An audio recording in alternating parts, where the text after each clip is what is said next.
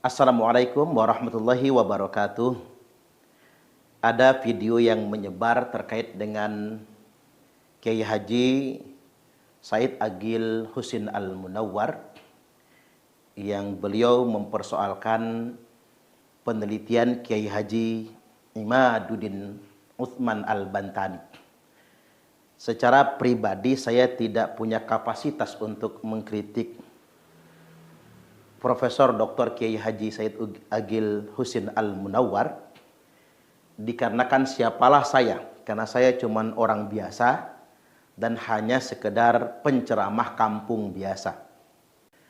Tetapi saya hanya hendak berkomentar akan pernyataan beliau. Beliau mengatakan Kiai Haji Imaduddin Utsman Al-Bantani mengkritiknya tanpa ilmu dan hanya emosional belaka. Kemarin diributkan oleh Imad namanya ya, dari Banten, Imad.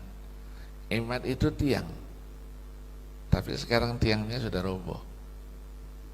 Kenapa? Karena yang disampaikan tidak didasari oleh ilmu pengetahuan, emosi.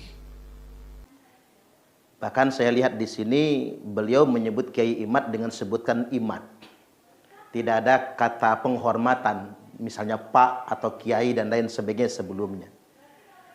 Inilah yang hendak saya komentari sebetulnya. Kiai Imad sama sekali tidak berdasarkan emosional tertentu untuk menyatakan bahwasanya nasab Ba'alwi tidak terkonfirmasi sampai ke Rasulullah SAW.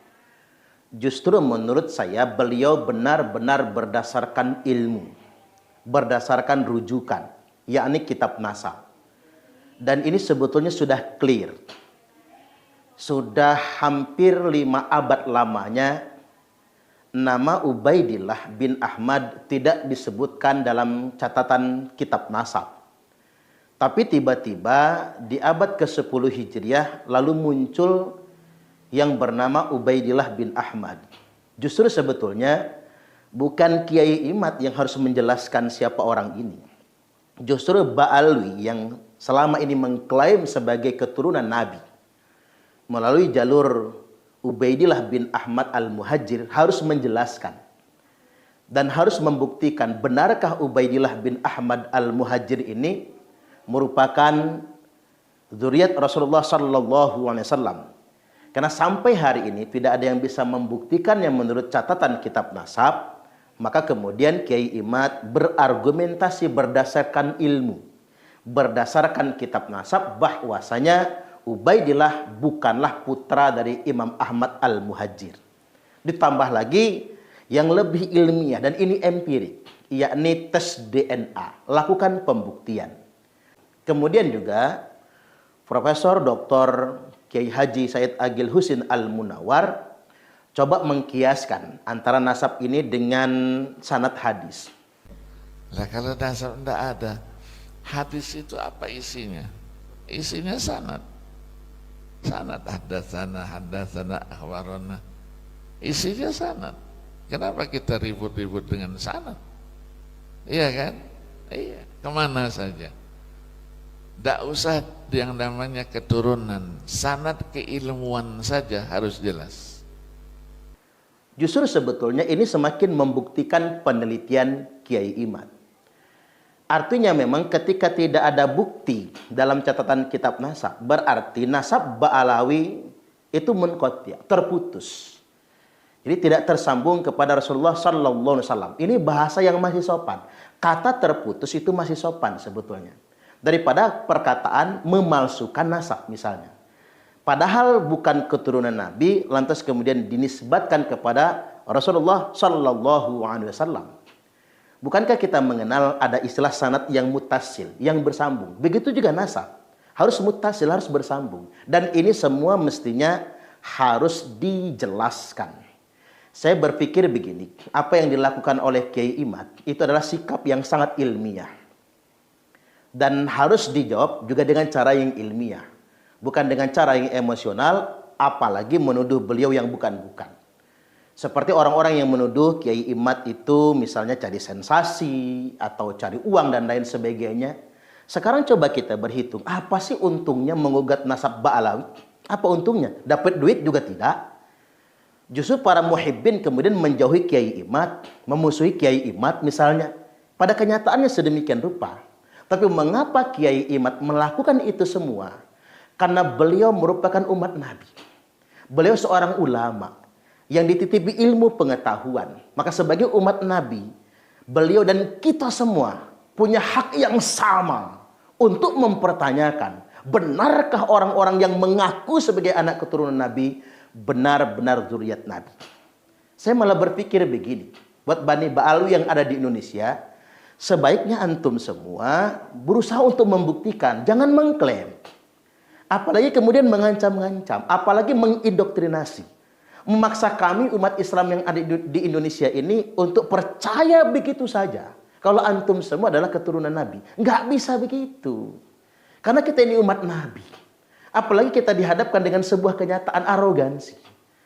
Kita kan dihadapkan dengan kenyataan di Indonesia ini, di mana Bani Ba'alawi merasa lebih mulia dari orang pada umumnya. Ketika antum semua merasa lebih istimewa, lebih mulia, bahkan antum membuat pernyataan merasa sama dengan Habib saja sudah rusak sebetulnya, sudah tidak baik, disitulah kami semakin yakin tampaknya antum semua memang bukan zuriat Nabi sallallahu alaihi wasallam. Karena kalau zuriat Nabi tidak mungkin menampilkan cara beragama yang sepicik ini. Ada baiknya kita coba mendengarkan pernyataan Kiai Imaduddin Utsman Al-Bantani berikut ini. Adanya nama Muhammad bin Ahmad bin Isa menunjukkan bahwa Muhammad bin Isa Muhammad ini betul anaknya Ahmad bin Isa. Mana dalilnya? Ada di dalam kitab Sajarah Mubarakah, ada di dalam kitab Tahdhibul Ansab yang mengatakan pada abad kelima bahwa Muhammad punya ayah namanya Ahmad bin Isa.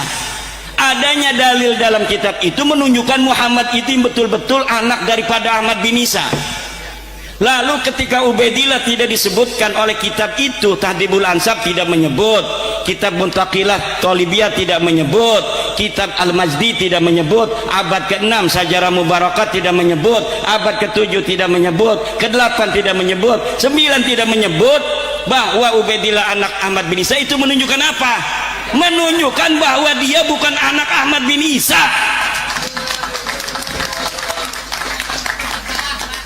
Kenapa tidak ditulis? Ya karena bukan anaknya. Karena tidak ada orangnya aja, tidak ada, gimana ditulis? Ada yang mengatakan Kiai dari Banten, coba sebutkan abad ke-5 sampai abad ke-9 ulama siapa yang menolak Ubaidillah sebagai anak Ahmad bin Isa? Tidak ada kata saya yang menolak Ubaidillah sebagai anak Ahmad bin Isa. Kenapa tidak menolak? Karena memang tidak ada. Bagaimana orangnya tidak ada kok ditolak? Menolak itu kalau ada Misalnya ujug-ujug ada orang ngaku datang ke Cinangka, saya anaknya Kiai Yusuf Mubarak. Cek Yusuf manusaha. Enggak ada, enggak inget-inget punya anak dia. Kenapa ditolak sama Abah Yusuf? Karena dia ada dan mengaku. Nah kalau Ubaidillah kenapa nggak ada yang nolak itu selama 5 abad? Karena memang di abad ke-5 sampai 9 orangnya tidak ada, tidak tercatat dan tidak ada, makanya tidak ada yang nolak. Yang nolak itu sekarang karena tahu kitab-kitabnya sekarang ditemukan. Kitab abad ke-5 ada, ke-6 ada, ke-7 ada, ke-8 ada, ke-9 ada. Semua keturunan Ahmad bin Isa dicatat. Yang nggak dicatat cuma Ubaidillah. Menunjukkan apa? Karena Ubaidillah bukan anak Ahmad. Karena ini udah maghrib, pertanyaan-pertanyaannya ini mungkin nanti, ini juga belum selesai. Ini masih banyak sekali dari Ponpes Al Anwar. Ada 6 poin, mungkin dalam kesempatan lain akan saya jawab. Demikian karena sudah maghrib. Wallahu wal muwaffiq ila aqwamit thoriq. Wassalamualaikum warahmatullahi wabarakatuh.